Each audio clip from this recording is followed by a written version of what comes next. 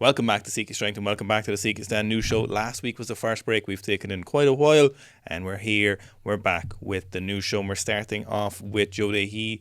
Today's news show is brought to you by the Sika Strength newsletter. If you want tips on weightlifting, strength conditioning, hybrid athletes, general news at Sika Strength, check it out. Joe is up first with a 270 kilo front squat. He's an 89 kilo lifter from the South Koreans, and he also did 311 kilos last week, so this 270 kilos is absolutely gargantuan. There's not a lot of other 89s who are front squatting 270.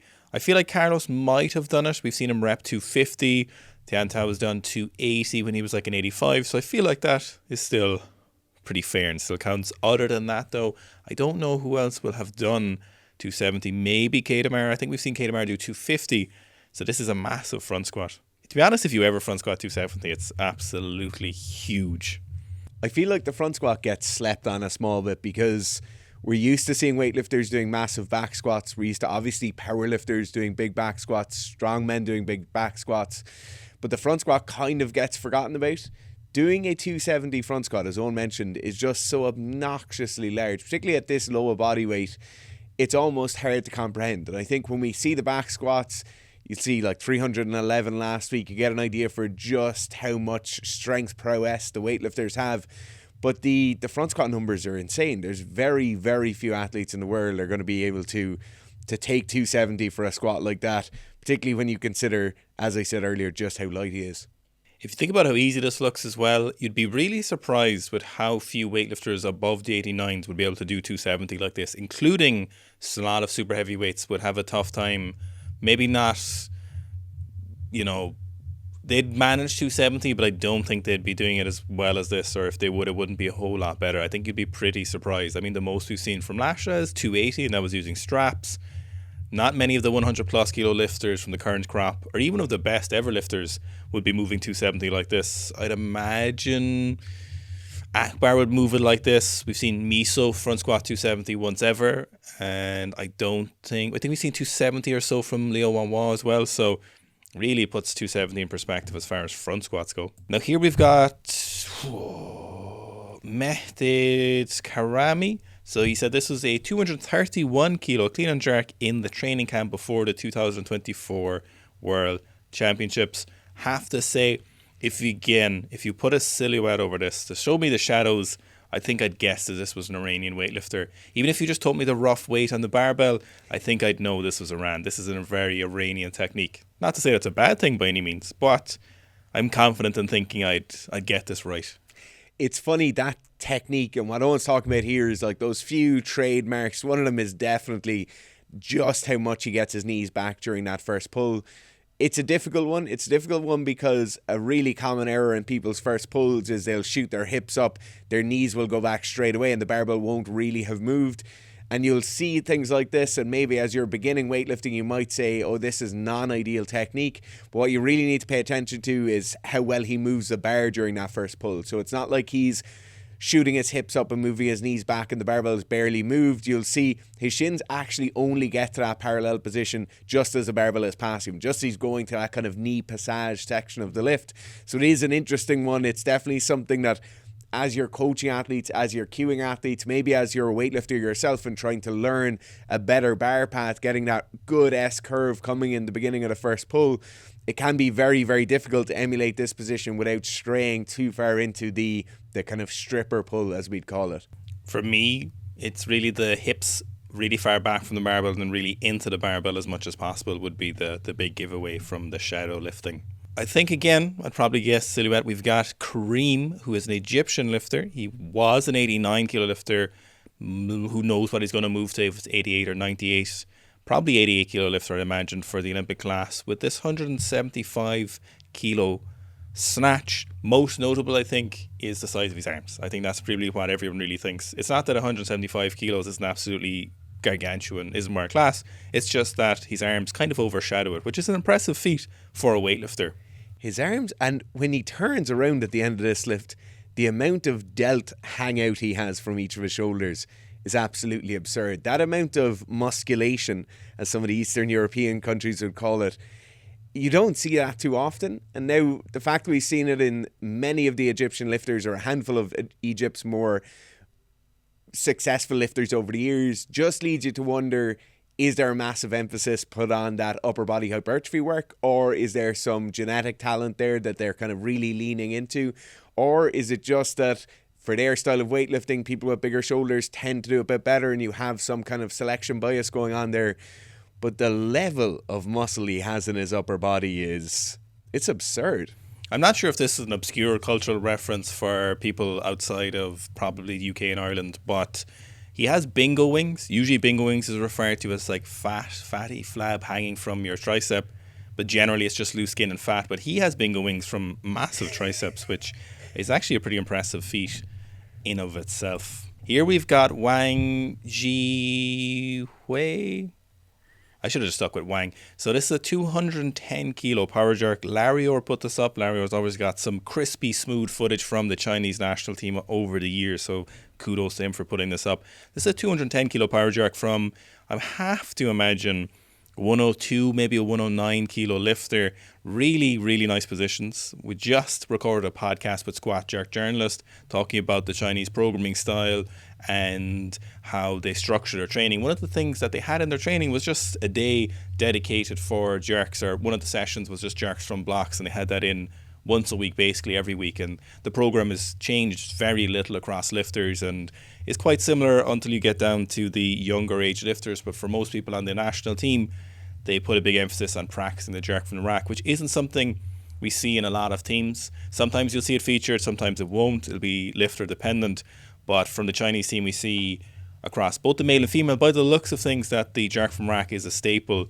And I think it's a good idea. It's a pretty low cost lift. Jerks from racks aren't that fatiguing in terms of its effect on other lifts. One of the real areas you need to watch for is its impact on your shoulders and wrists. And if you're in a compromise of those and you have a pain in your wrist or your shoulder, because the weights are going to be heavier from the jerk from the rack, it is something you would need to be cautious of in general.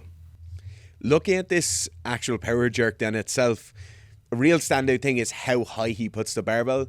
A lot of the time with power jerking athletes, we're going to see people really chasing underneath the bar. They'll usually have a small bit of a jump forward because of that.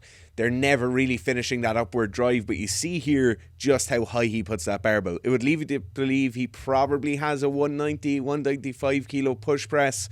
It's just very, very high. You don't commonly see it. This will definitely lead to him having a much stronger lockout, obviously just having the capability of doing that. And then the last thing to note, and this is certainly something which is beneficial if you're thinking about jerk blocks and how you design the jerk blocks, or maybe how you'd fit them into your kind of gym infrastructure. Scaling the height that you're standing on versus scaling the height of the massive things made of steel or timber is usually going to be a lot easier. So in this case, you see he probably has a 2-inch plank of timber underneath him. If that's something that's available to you and your gym, just having 3 or 4 of those sheets that you can stack easily against the wall will bring you all the way from somebody who's 6'1" or 2" all the way down to people in the 5'4", 5'5" kind of range, and just makes you, or allows you to make, a much more solid jerk block without necessarily having to worry about changing the height of it. Here we've got Solfrid from Norway, Solfrid Konda. Now, I know I probably said that wrong, and sometimes people get annoyed, but never once has an athlete messaged us and said, you said my name wrong. And often they're like, oh, thanks for sharing.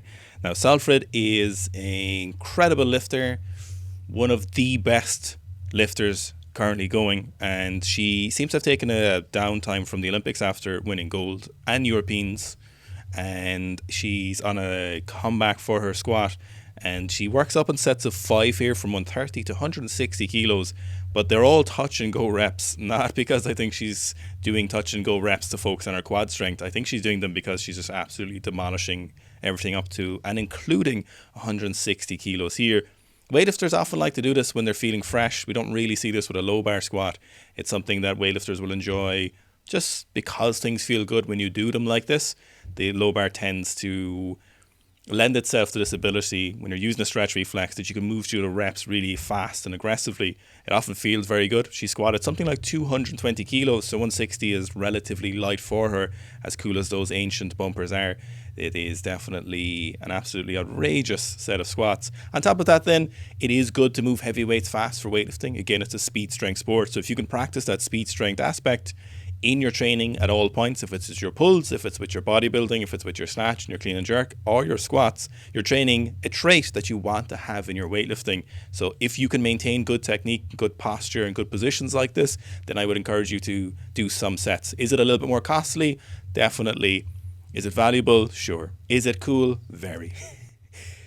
One real standout point here is the lower and mid back control she has throughout the entire set.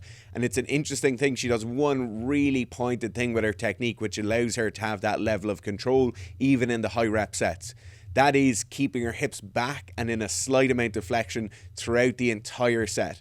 A lot of the time as we become more tired, as the work capacity starts to dwindle, as we get to rep 4, 5 and 6 in those high rep sets, we'll want to drive our hips forward to achieve a fully neutral position at the top.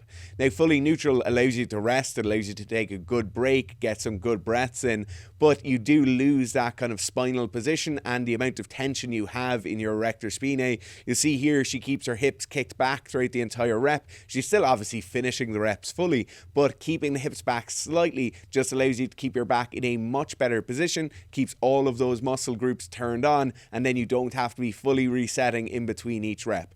A lot of the time we see people getting some extra butt wink later on in their high rep sets. It's because they're driving their hips forward at the top, disengaging a lot of that musculature, and then having to re-recruit it again as they start the next rep. Here we've got some clips from the Russian team, and this is posted by Yarkin as usual. Now, first up, we've got a miss, but the real standout from this particular session is there's a lifter here, and I don't know who it is. He's snatching this guy.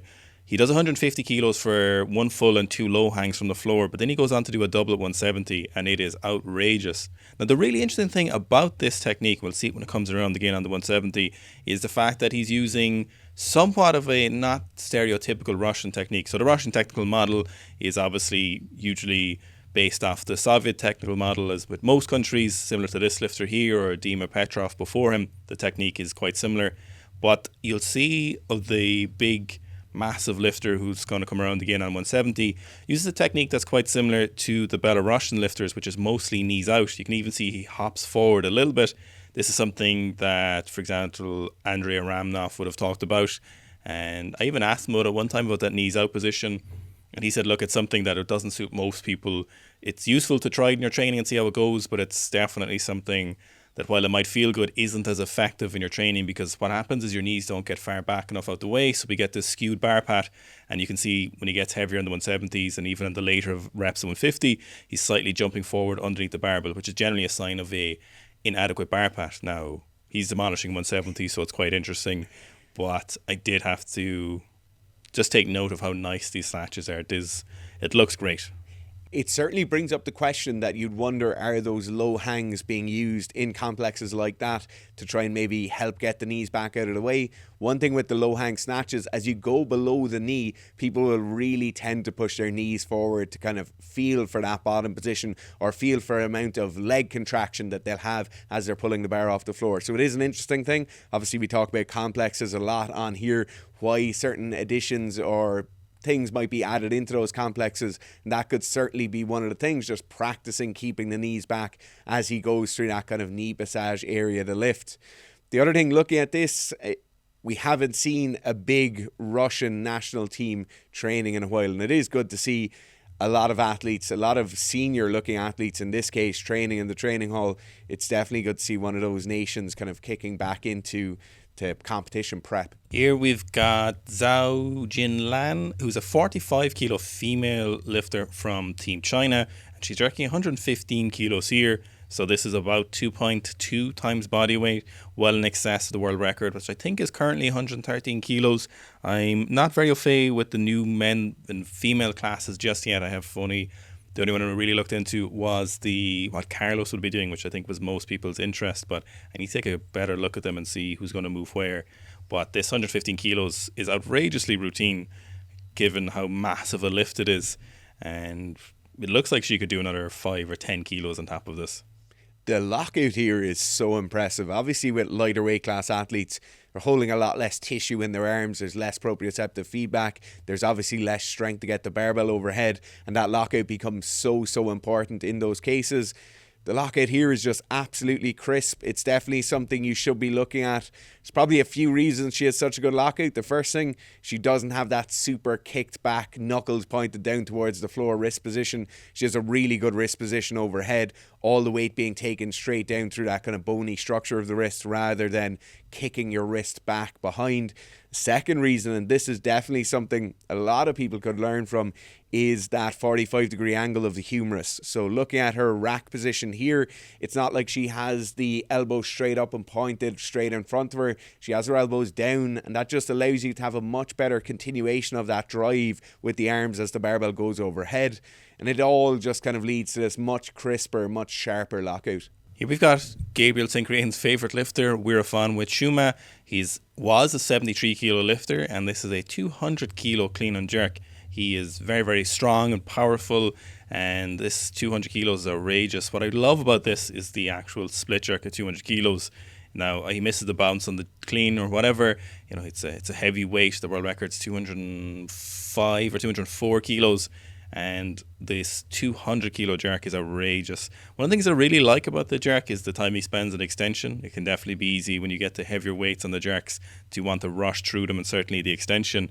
And he does a great example of speeding through that extension, putting the finish in through the extension while still getting under aggressively. So that superb timing that great split jerkers and great power jerkers have is something Weeraphon has here in spades. It looks like an insane amount of KT tape on his upper back there. Yeah. Is that KT tape or is that a... It's definitely tape. It's KT tape, yeah. I wonder what's going on there. Magic. Liberal application of KT tape is something I'm always interested in. Next, we've got Maddie from United States with a 115 kilo clean and squat jerk. This is the first of two squat jerks we've got in the news show today. This is a massive lift for Maddie, and it's a real testament to the overhead stability, the mobility available to her, the timing again to hit rock bottom with 115 kilos and stand up with it after doing a clean with it first. It really does show that blend of insane levels of contractile potential and strength she has in her upper body with insane amounts of mobility in the lower body, particularly in the hips. You'll see she's a pretty tall athlete. She has a long way to drop down into that snatch or squat jerk position. And it really, when you see her hit the bottom position of that overhead squat, you see how much mobility she has available to her.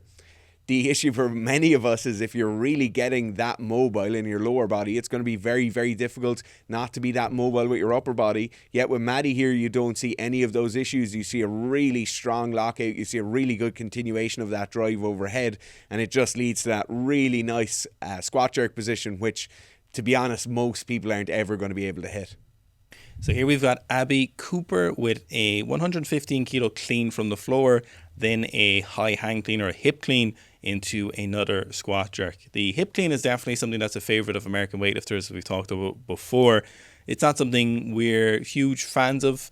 There isn't really many negative repercussions. People don't find it massively helpful. It is a fun lift to go really heavy with, and the squat jerk here, again, another example of a 115 kilo squat jerk by a female lifter being something that's massively impressive. The psychology you need for squat jerking is one of the things that's not often talked about, in the fact that not only do you obviously need the extra reserves of strength, extra reserves of mobility to complete a heavy squat jerk, but you also need the psychology to think, okay, I'm going to squat this again. You know, when you split jerk it and you get it into the split jerk position, you're pretty assured, unless it's very unstable, that you're going to recover and make that split jerk. But when you're squat jerking, there's no guarantee that you're going to stand up again. And the psychology between knowing you're going to squat jerk it and have more time under tension with a very heavy barbell is definitely something that's not to be forgotten about if you are a squat jerker. A notable point on the clean here is just how good that timing of the catch is. There's no risk of her missing the bounce here on both the clean and that high hang or the hip clean. There's no risk of that bounce being missed. It's definitely something that really pays off in the long term, is really focusing on that good strong bounce out of the bottom position, really being able to drive into the weights as you're catching them. Just leads to you being a hell of a lot more confident as you're going for the 1RM cleans. Next we've got Sayed Saber, an Iranian super heavyweight coming back to Iran. This is what we think is a 210 kilo snatch. There's also a video of him front squatting like 305 kilos a couple of months ago. But this, what we think is 210 kilos, assuming that's 325s, a 15, 2.5 and a 2.5 collar, is probably 210 kilos. So that's a really, in my opinion, a big hallmark of what supers need to be doing, certainly in this day and age, as long as the heavy hitters stay there. Before, 210 was probably almost a guaranteed a medal, but now it's like that might be your second attempt or an opener. We'll see how things go, and we'll see how the rest of the super stay as the classes move on. In a flash it comes back, but certainly in the last couple of years the expectation is that you would be demolishing a 210 snatch. Now it could be 200 kilos, which is still obviously your first 200 kilos or so, could be huge. What's really standing out about this is the speed he gets as he gets to the hip, but after the speed. We don't often see this with super heavies. The absolute barbell velocity that bar is travelling after the hip, and the speed he's travelling to get underneath it. Obviously, if the barbell's travelling faster, you have a better opportunity to pull under faster as well. But it's really impressive how much speed he's putting in there in that third pull, especially considering that we do see with the Iranians that sometimes that first pull and second pull can be a little bit laboured. They can be patient with it, which is great. But he is absolutely sending it, and there's a very clear increase in barbell speed. The barbell is accelerating all the way from that first pull until the finish of the lift. Yeah, that speed and extension really is the standout thing here. When you read athletes' review of the lift and when you read what they talk about, obviously in these cases it's being translated by Instagram, but you can see here the reaction with the coach afterwards, the reaction of the lifter himself afterwards. This means a hell of a lot. And I think there's a line in his description here. It's, "I waited for a long time. I remained silent, but I did not retreat." And before that, he says, "I'm disappointed, tired, trained. How many nights that I couldn't sleep thinking about it in my solitude."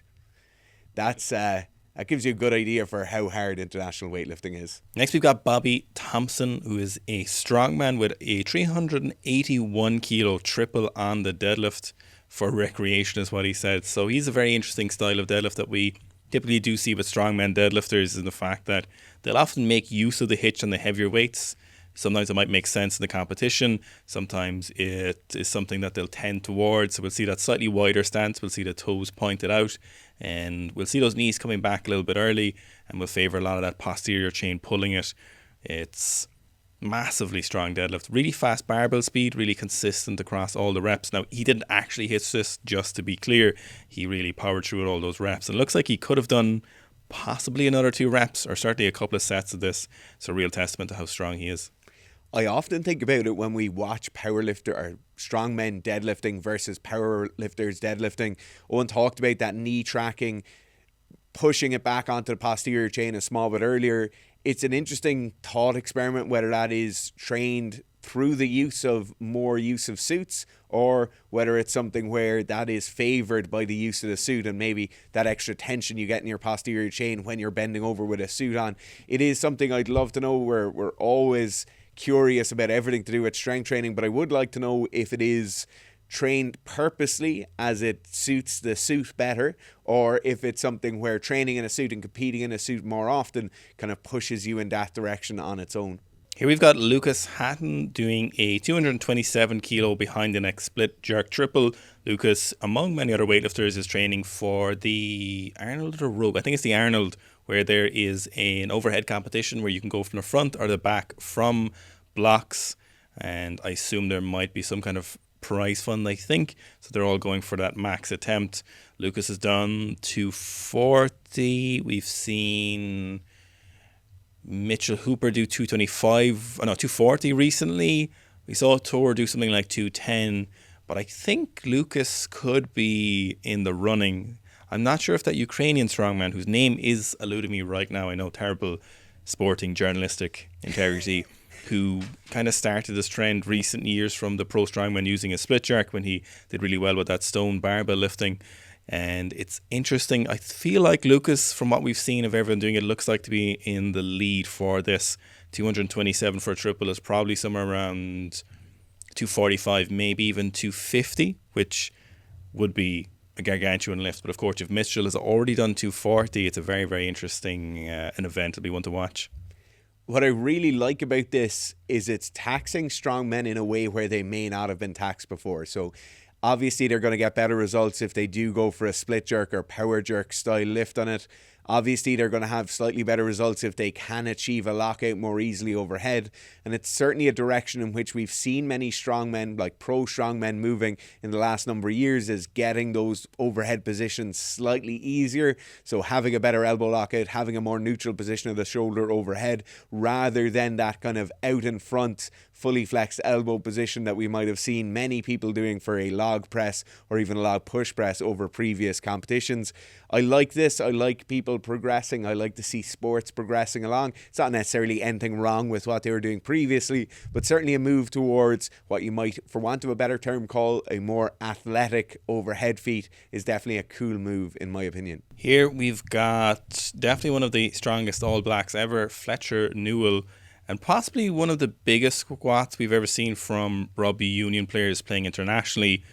There's some caveats to that, obviously, because we've probably some random club player who's done like 320 low bar or something, but from, let's say, international rugby players, this appears to be something like 275 kilos. It could be a little bit more. So we've got multiple 20s, or what are assumed to be 20s, probably a 10 on the side, could be 5s, and then either 2.5 and a 5. So you can see our dilemma here. It could be 260 or 280, but I feel like it's 275. We've seen Fletcher do 250 for something like 3 reps before.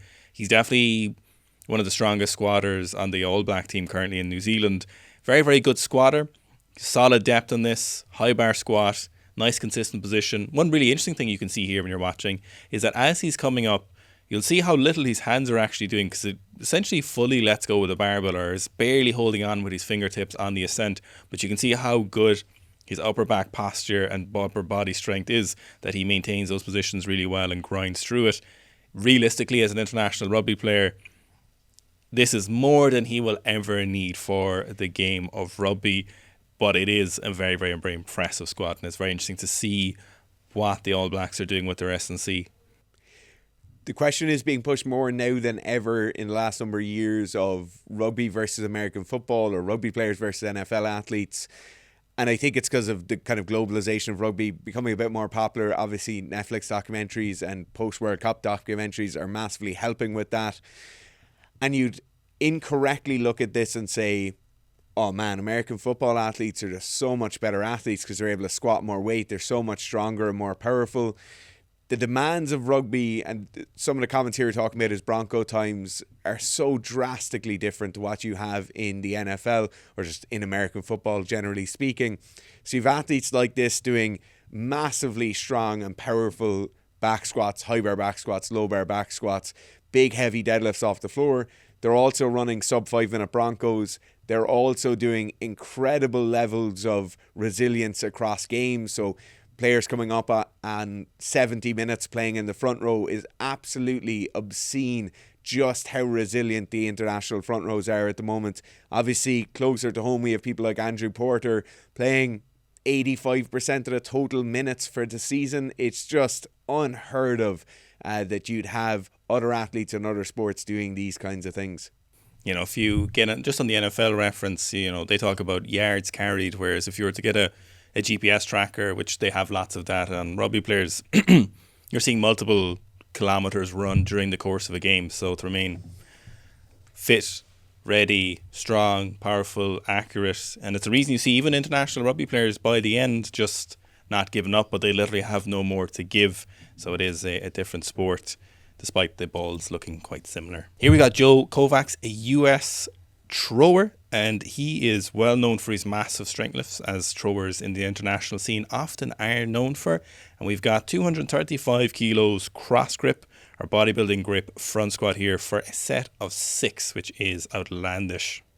These are such good squats. Obviously, for the front squat positions, we see things changing slightly for non-weightlifting athletes. The grip is one of those that Owen mentioned before, but we'll also see a small bit more forward torso lean. A forward torso lean isn't necessarily a bad thing, particularly if the wrists are taken out of the equation here and there's no risk of that weight kind of drifting forward into the hands and more load going through those smaller bony structures.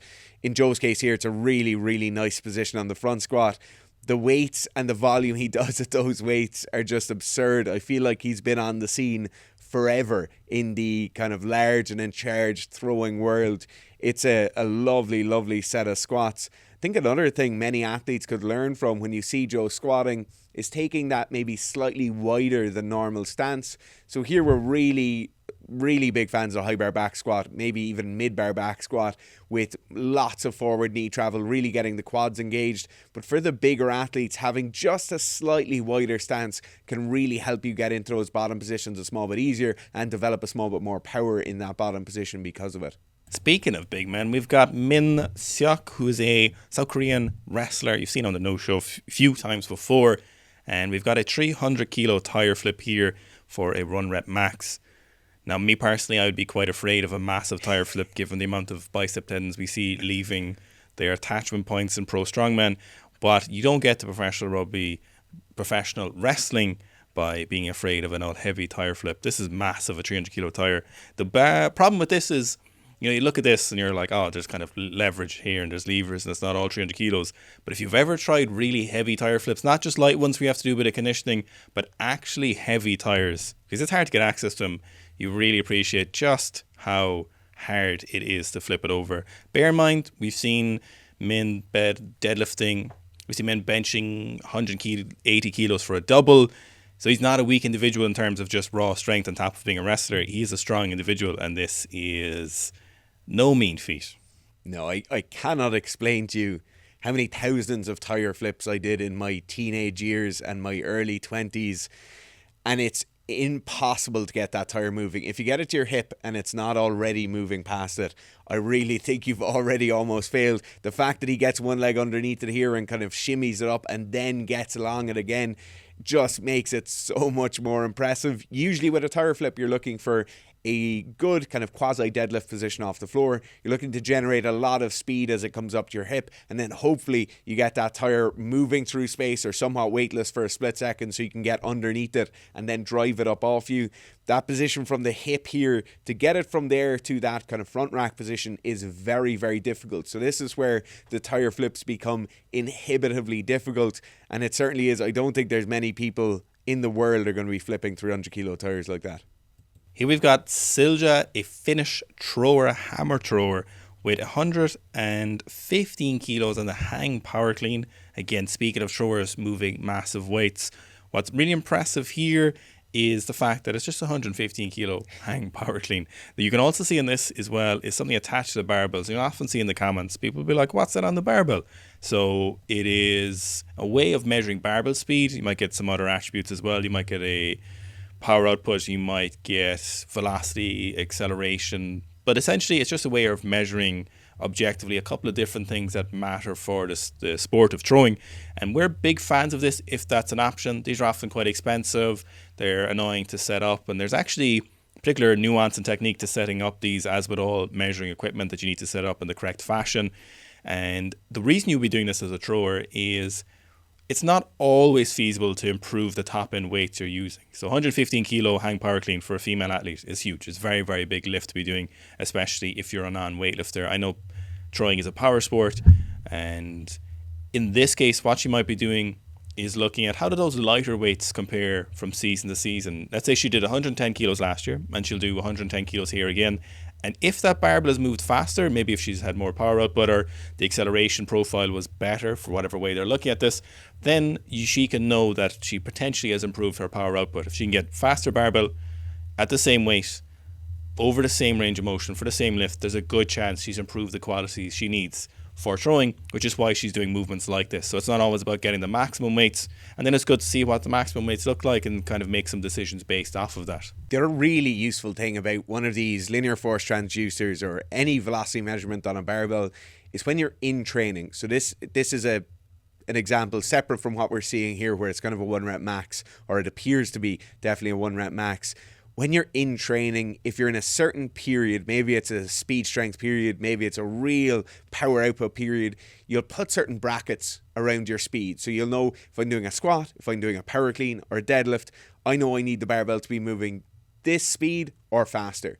And what it'll allow you to do is basically go through your training session and have a somewhat auto-regulated training session where I'm always getting the correct power outputs and I'm bumping those weights up over time. But maybe it's the 4th session of the week and you're quite tired and you get to 115 kilos today and it's not moving within that speed bracket. It allows you to keep your training very, very efficient and always in the optimal zones for training.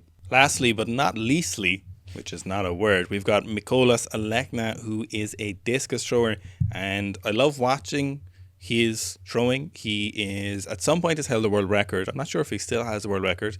Silver medal from Paris, and he's still quite young as well. His father was also an Olympic medalist. He's a discus thrower, and I love watching his S&C. I love watching a lot of his training. We get to see a few clips of it every so often. He doesn't seem to care too much about social media, much to my disappointment, but I would like to see more of his training. Anytime we see his stuff, it always seems very thought out, very, very diligent, very precise with different aspects of what he's doing. We were talking today, there's a video you'll see coming out soon looking at one of the Philadelphia Eagles NFL athletes. And there's kind of two groups of athletes. You've got one athlete who is what you'd call the thinking athlete, and then you've got maybe the doer athlete, or the smart and the dumb athlete, whatever phrase you want to put on them. Obviously not smart or dumb. That's just a way of categorizing them. You have some athletes who want to know every detail and know why they're doing things and be super precise with everything. And then we've got athletes who just do. And then it's generally a personality aspect. I feel like Alekna is someone who thinks about stuff. Everything he does in his training, from the little clips we get to see, look really precise. Now, it's possible he's just someone who comes in, is told what to do in his session, and he does it to the best of his ability, and he's just innately talented, which I, of course, could be wrong. There's no predictor of success either. I'm not saying the thinking athlete is the one who does better. Sometimes the doer athlete, the one who doesn't care what's happening tomorrow, all they care about is what's happening today, is someone who gets stuff done. But when you look, there's a general sense, when you look at the stuff he's doing in his training, when Alekna is training, it just looks like someone who's making sure everything is perfect, every action. Any S&C work we see him doing looks super precise, and it's great to watch. There's a few interesting things here. The precision of that reset in between each of those deadlifts is a great illustration of what Owen was just talking about here. Exact same semi-dynamic start on each one. It's definitely something that a lot of athletes could be concentrating on a bit better in their training, particularly if weightlifting or lifting heavy weights is just part of 10 other aspects you're trying to improve on. A lot of the time you'll have a concentrated kind of state of mind when you're going into those training sessions. Definitely being sharper and more turned on with those dynamic starts, or taking the dynamic start out completely, can be really beneficial. And the other standout thing always when I see him training is just how well built he is for throwing large heavy discs. Big long arms, really powerful, good powerful legs on him as well. He's just a really impressive athlete overall. Thanks for watching today's news show. Don't forget to check out the Sika Strength app on iOS and Android, or the Sika Strength newsletter, which both will be linked below. Plenty of programs. Maybe if you're a lot of throwers this week and you want to get your squat up, or you want to get up your power clean, or maybe you want to improve your jerks, you're a strongman, there's programs there for all of you. Everyone. Programs for everyone.